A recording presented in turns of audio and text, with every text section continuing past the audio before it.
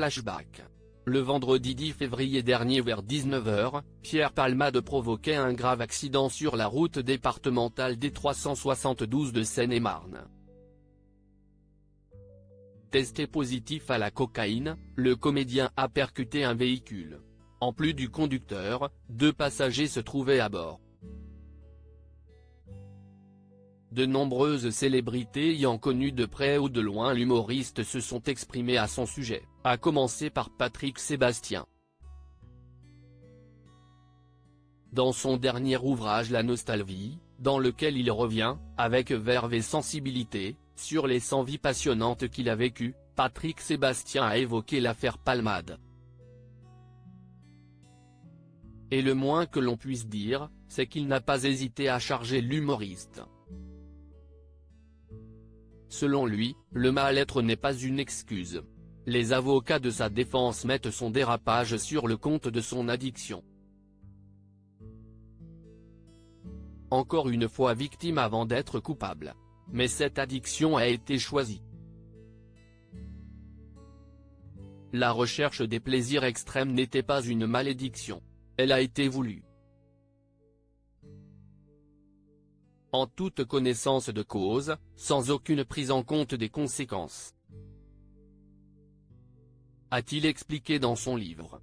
Avant d'ajouter, pour moi, malgré l'amitié que je lui porte, les circonstances ne sont pas atténuantes, elles sont aggravantes. Pierre Palmade, Muriel Robin, Michel Larocque, Véronique Sanson.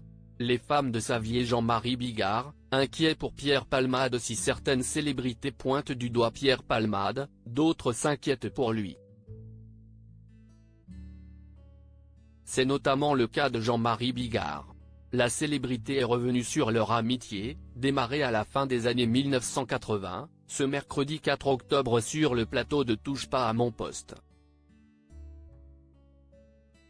L'humoriste a aussi évoqué les fêtes incessantes de Pierre Palmade et le rythme inquiétant que le principal intéressé avait au quotidien, avant de provoquer un grave accident de la route, en février dernier. Ça ne s'arrêtait jamais.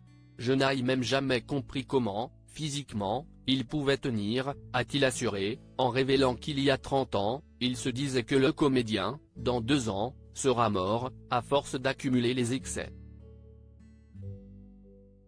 Crédit photo, Cédric Perrin.